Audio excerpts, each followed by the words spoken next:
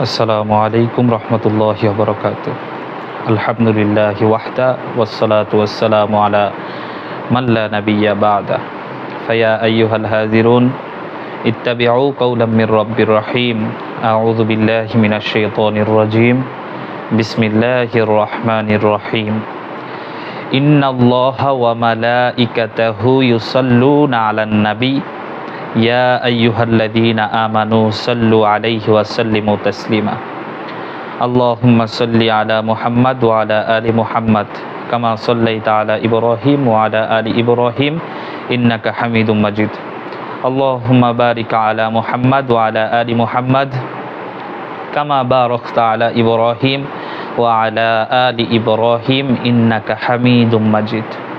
আলহামদুলিল্লাহ, দূরে এবং কাছে, দেশে এবং প্রবাসে যে আমাকে যেখান থেকে দেখছেন সকলকে জানাচ্ছি আন্তরিক মোবারকবাদ এবং সকলকে আমার সালাম দিয়ে আমি আজকে কিছু কথা আপনাদের সামনে বলবো। সেটা হচ্ছে নবী সাল্লাল্লাহু আলাইহি সাল্লামকে নিয়ে। নবী সাল্লাল্লাহু আলাইহি ওয়াসাল্লামকে নিয়ে একটি বিতর্ক চলছে। সেটা হচ্ছে রাসূল সাল্লাল্লাহু আলাইহি সাল্লাম দুনিয়াতে 40 বছর পরে উনি নবুয়াত পেয়েছে, নাকি 40 বছর আগে নবুয়াত পেয়েছে, নাকি উনি জন্মের আদমের শুরু থেকে উনি নবুয়াত প্রাপ্ত একজন নবী। প্রথমত মূল বিষয় হচ্ছে রাসূল সাল্লাল্লাহু আলাইহি সাল্লাম নবুয়াত পেয়েছে 40 বছর বয়সে। নবুয়াত পাওয়া আর নবী হয়ে আসা দুইটা এক জিনিস না। নবুয়াত হয়ে আসা, নবুয়াত পাওয়া এবং নবী হয়ে আসা দুটা আলাদা আলাদা জিনিস, এটা বুঝতে হবে, এটা অবশ্যই বুঝতে হবে। সেটা হচ্ছে হাদিসে বহু জায়গায় উল্লেখ করা আছে যে রাসূল সাল্লাল্লাহু আলাইহি সাল্লাম নবী হয়েছে 40 বছর বয়সে। এই হাদিস আমরা অনেকেই জানি, আশা করি হাদিস উল্লেখ করা লাগবে না। তো যেটাই হচ্ছে যে মূল বিষয় হচ্ছে নবী সাল্লাল্লাহু আলাইহি সাল্লাম তিনি কি 40 বছর বয়সে নবুয়াত পেয়েছে, তখন নবী হয়েছে? এর আগে কি নবী ছিল না? অবশ্যই তার আগে নবী সাল্লাল্লাহু আলাইহি ওয়াসাল্লাম নবী ছিলেন, কিন্তু তিনি নবুয়াত পায়নি। নবুয়াত পাওয়া আর নবী হয়ে আসা দুটা এক জিনিস নয়, এটা আমাদেরকে বুঝতে হবে। এখন আপনি বলতে পারেন সবাই মানুষ, পৃথিবীতে সবাই মানুষ হয়ে আসে, পৃথিবীতে সবাই কি হয়ে আসে? মানুষের বাচ্চা হয়ে আসে। কেউ জন্মের পর থেকেই বড় বড় শায়েখ, মাশায়েখ, আলেম, ওলামা হয় না, পীর বুজুর্গ হয় না। সবাই হয় কখন? একটা নির্দিষ্ট বয়সে হয়। এই আউট নলেজ যদি না থাকে তাহলে আলেম হয়ে কী লাভ? এই জন্য আউট নলেজ দরকার। আমাদের আলেমদের বলবো, বেশিরভাগ হচ্ছে সুন্নি আলেমদেরকে বলবো, আপনাদের মাথায় অনেক আগ থেকে আউট নলেজ খুব কম। যেমন আপনাদের প্রধান বুজুর্গ যিনি ছিলেন রেজা আহমদ বেরলভী, তার মাথায়ও খুব সেন্স খুব কম ছিল, আউট নলেজ খুব কম ছিল, সেটা গবেষণা করে পাওয়া যায়। কারণ সে এমন রাসূল সাল্লাল্লাহু আলাইহি সাল্লামকে নিয়ে এমন শান বানাইছিল, যেই শানের কারণে তিনি মুশরিক হয়ে গেছে এবং মানুষ যা ছিল সবাইকে মুশরিক বানায় তিনি তারপর দুনিয়া থেকে বিদায় হয়েছে। এই কথাগুলো বললেই আমাদেরকে গালি দেন, আমরা খারাপ হয়ে যাই। হ্যাঁ, আমি তো এক বছর খুব রেজা আহমদ বেরলভীর তার ব্যাপারে অনেক কয়েকটা শান আমি বলার কারণে আমাকে অনেকজনে ধুয়ে দিয়েছিল, সুন্নি ভাইয়েরা ধুয়ে দিয়েছিল, কিন্তু তারা এটা মানতে চায় না যে তাদের ভিতরে ভুল রয়েছে। আর উম্মতের ক্লান্তি লগ্নে যখন মুসলিমবাসীরা মার খায়, তখনই হচ্ছে সুন্নিরা নতুন নতুন বিতর্ক তৈরি করে। যেমন কিছুদিন আগে আল্লামাকে নিয়ে একটি বিতর্ক করলো। আল্লামা রহমাহুল্লাহ, তিনি নাকি রাসূল সাল্লাল্লাহু আলাইহি সাল্লামের শানে কোনো ওয়াজি করে নাই। তার জীবন রাসূল সাল্লাল্লাহু আলাইহি সাল্লামের সুন্নাহ অনুযায়ী জীবন গঠন করেছে, আর তিনি নাকি রাসূল সাল্লাল্লাহু আলাইহি সাল্লামের শানে নাকি কোনো ওয়াজি করে নাই।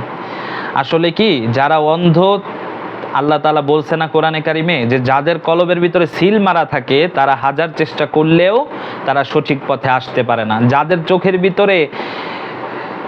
চোখের ভিতরে রেজা আহমদ বেরলভীর সিল মারা আছে এবং চশমা পরানো আছে, তারা হক্কানি ওলামায়ে কেরামদের কখনোই রাসূলের প্রেম তাদের ভিতরে দেখতে পারবে না। কারণ এটা জাতিগত সমস্যা, এটা সাধারণ সমস্যা নয়, এটা জাতিগত সমস্যা। শায়েখ আহমদুল্লাহ হাফেজাহুল্লাহ তিনি যে কথাটা বলেছে সেটা অনেকেই বুঝে নাই। এরা আউট নলেজ খুব কম, আমার জানা মতে দরবারি আলেমদের আউট নলেজ খুবই কম থাকে। এই কারণে তারা হচ্ছে এই কথাগুলো না বুঝেই তারা কি করে? বিরোধিতা করে। আশা করি আরও পড়াশোনা করতে হবে আপনাদের। আপনারা শুধু সার্টিফিকেটে পড়াশোনা করছেন, আউট নলেজ হিসাবে আপনাদের ভিতরে কিচ্ছু নাই। আমি একটা জিনিস দেখেছি, যখনই হচ্ছে উম্মতরা এক হতে যায় তখনই রেজা আহমদ বেরলভীর এই দলগুলা বিভিন্ন কাহিনী নিয়ে হঠাৎ এক সময় উঠে হচ্ছে হলো গিয়ে নূর নবী নিয়ে, নবী নূরের তৈরি না মাটির তৈরি এইটা নিয়ে, মিলাদ কিয়াম করা যাবে কি যাবে না এইটা নিয়ে, এরপর হচ্ছে রাসূল হাজির নাজির কিনা এইটা নিয়ে, রাসূল জিন্দা না মরা এইটা নিয়ে, রাসূলের এই গতকালকে আবার দেখলাম এইসব বিষয় নিয়ে তারা বিভিন্ন মতভেদ তৈরি করে এবং একটা আলেমদের ভিতরে একটা দ্বন্দ্ব লাগায় দেয়। এগুলো আমি দেখেছি, এগুলো আশা করি সবাই দেখেছেন। তো গতকালকে দেখলাম এক লোক, উনি আলেম কিনা আমার জানা নাই, তবে আমার মনে হয় বাউল ফাউল এই টাইপের লোক উনি। তো উনি দেখলাম বললো রাসূল সাল্লাল্লাহু আলাইহি সাল্লামের আমরা যে ফল খাই এই ফল নাকি রাসূল সাল্লাল্লাহু আলাইহি সাল্লামের প্রস্রাব। নাউযুবিল্লাহি মিন যালিক, এটা নাকি রাসূল সাল্লাল্লাহু আলাইহি সাল্লামের প্রস্রাব।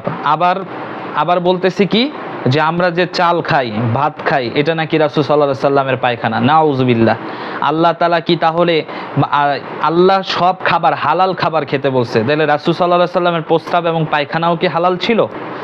এই প্রশ্ন, এই ঘিলুটা তাদের মাথায় নাই। এরা আলেম হয়েছে এবং দরবারি আলেম, তাও আবার আমার মনে হয় দরবারি আলেমগুলোর মাথায় সেন্স নাই। এদেরকে আউট নলেজ দেওয়ার জন্য পাবনা পাঠানো দরকার, এদের ভালো করে পড়াশোনা করা দরকার।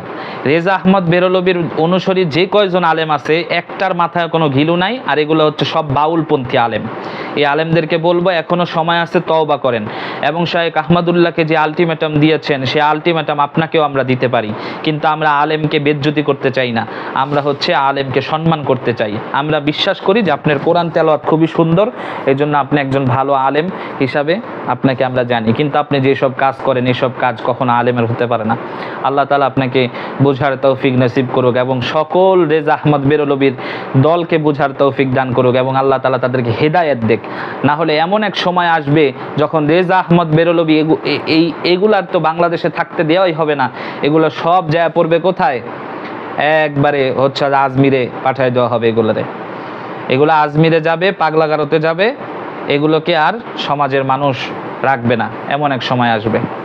আল্লাহ তাআলা সকলকে বোঝার তৌফিক দান করুক। ওমা তৌফিকি ইল্লা বিল্লাহ। আসসালামু আলাইকুম ওয়া রাহমাতুল্লাহি ওয়া বারাকাতুহু।